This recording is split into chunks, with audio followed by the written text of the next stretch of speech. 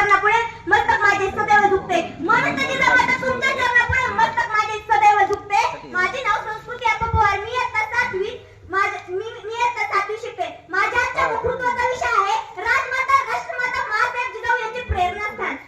आदिशक्ती तुळजाभवानी, आदिशक्तीचं मांगल्य वास्तव्य माणसाच्या जन्माला घेऊन येणाऱ्या राजमाता राष्ट्रमाता महासाहेब जिजाऊ उभ्या हिंदुस्थानाचा आनंद देवत छत्रपती शिवाजी महाराज या मातीला कसं जगायचं हे शिकवल्यानंतर या मातीच्या कणाकणाला शेवटच्या श्वासापर्यंत कसं लढायचं हे शिकवले छत्रपती संभाजी महाराज. या तीनही मानवभूतींना माझे वर्णन करते आणि माझ्या भाषणाला सुरुवात करते. जिने घडविले स्वराज्याचा विधाता, जिने घडविले स्वराज्याचा विधाता, धन्य त्या जिजाऊ आता, धन्य ते स्वराज्य. जिजाऊचा जन्म 12 जानेवारी 1598 रोजी बुलढाणा जिल्ह्यातील सिंदखेड येथे झाला.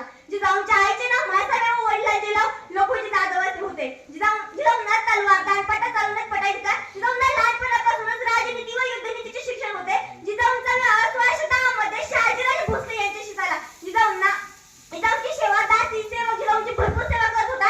एका दिवशी एका दासीने जिजाऊंना विचारले, साताराजी सरकार तुम्हाला काय खावंसं वाटतं? तुम्हाला कशाचे डोळे लागले आहेत? तेव्हा जिजाऊ म्हणतात, मला भरभरून रफेट मारावीच वाटते, तलवार दांडपट्टा चालवावं वाटतं, वाघावर बसून मोगली सत्ताचा खटपा करावाच वाटतं. मग मला सांगा, अशा मातेच्या पोटी कोण जन्माला येणार? अखंड हिंदुस्थानाचा आनंद देवत छत्रपती शिवाजी महाराजांना या वाघीणीने जन्म दिला. म्हणून महाराष्ट्राच्या प्रत्येक भगिनीला सांगते, शिवचरित्र हे वाचायला हवे तरच आपल्या पोटी कर्तृत्ववान पुत्र जन्माला येईल.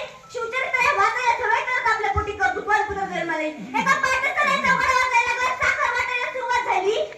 एका पाकिस्तानाचा घोडा वाचायला लागला, साखर वाटायला सुरुवात झाली. सिंहाकडे करते, मेघ करते, मला टोका नेत्र नसते, देख शिवशंकर का रोज रूप नेत्र नसते. हिंदवी के करते, किंकारी सुलगुटी, किले के कदार से कलाकार गुंज उठी. शहरनी के कोक से एक बालक ने जन्म दिया. शिवाजी ने खुद का विश्वसुधा को बेच दिया. शिवाजी ने खुद का विश्वसुधा को बेच दिया. रणधर में उत्साह, पर्वत कोसव, पत्थर कोसव, अशा या गोड वातावरणात छत्रपती शिवाजी महाराजांचा जन्म झाला. छत्रपती शिवाजी महाराज जिजाऊंच्या संस्कारात वाढत होते. तेव्हा शहाजीराजे कर्नाटकच्या स्वारीवर निघाले होते. तेव्हा शहाजीराजांनी जिजाऊंना व शिवरायांना पुण्याचा जहागीरचा कारभार पाहण्यासाठी लाल महालात पाठवले. तेव्हा जिजाऊ व शिवराय पुण्यात गेला. पण पुण्यात होतं कारण मोगली सत्तांनी पुण्यात बेचिराग करून टाकलं होतं. घाबरलेल्या लोकांना जिजाऊंनी परत पुण्यात बोलवलं. पण पुण्यात येऊन करणार काय हो? शेती तर सगळी उद्ध्वस्त झाली होती. जिजाऊंनी नांगर बी बैल वाटण्यास सुरुवात केली. माझ्या जिजाऊंनी शेतकऱ्यांच्या हितासाठी पहिली सहकारी संस्था स्थापन केली आणि तिला नाव दिलं ते म्हणजे स्वराज्य. म्हणूनच म्हणते दिल्लीच्या छाताडावर अभिमानाने डोळे भगवा, दिल्लीच्या छाताडावर अभिमानाने डोळे भगवा. राजनिर्मिळे रयतेचे पण महाराष्ट्र धर्म जगवा. राजनिर्मिळे रयतेचे पण महाराष्ट्र धर्म जगवा. मित्रांनो, शेतकऱ्यांनी शेती पिकवली, पिकं पण छान आली. पिकं पण छान आली. पण रानटी प्राण्यांचा त्रास काही कमी होत नव्हता. गावागावात दौंडी दिली गेली की जो कोणी रानटी प्राणी मारेल आणि शेपूट दाखवेल त्याला सोन्याचं कड भेट दिलं जाईल.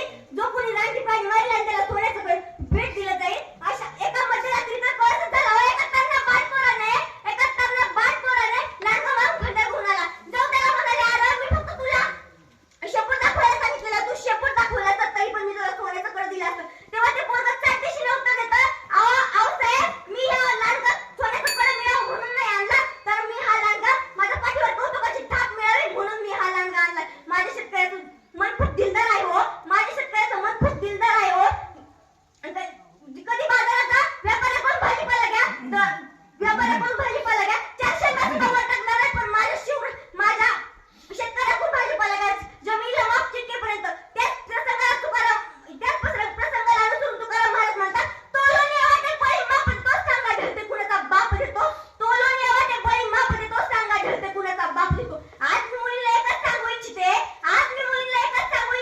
जर कोणी मुलींची छेड करत असेल तर त्याला सोडू नका. आणि आई आणि मुलासोबत जर कोणी छेड करत असेल तर माईने सांगायला पाहिजे, जा त्याला डोक्याचे डोके फोडून ये. त्याला मारता माझी लेक कुर्बान झाली तरीही चालेल. आजच्या जिजाऊंच्या मुलीला जिजाऊंसारखी तलवार हातात घ्यायची गरज नाही. तलवार हातात घ्यायची गरज नाही. पावशेर मिरची पावडर घ्या आणि डोळ्यात फेका. जर कोणी मुलींची छेड करत असेल त्याला सोडू नका. कारण की जिजाऊ मराठ्यांच्या मुलाच्या हाताने फुकडी घालता येते, त्याच हाताने गर्दनही मारता येते. एवढं बोलून मी माझे भाषण संपवते. जाता एवढंच म्हणते, जिजाऊ तुम्ही नसता तर नसते घडले शिवराय आणि शंभू छावा. जिजाऊ तुम्ही नसता तर नसते घडले शिवराय आणि शंभू छावा. जिजाऊ तुम्ही नसता तर नसते लढले जय जिजाऊ तुम्ही नसतं तर नसते दिसले मी जय जय सोळे जय जिजाऊ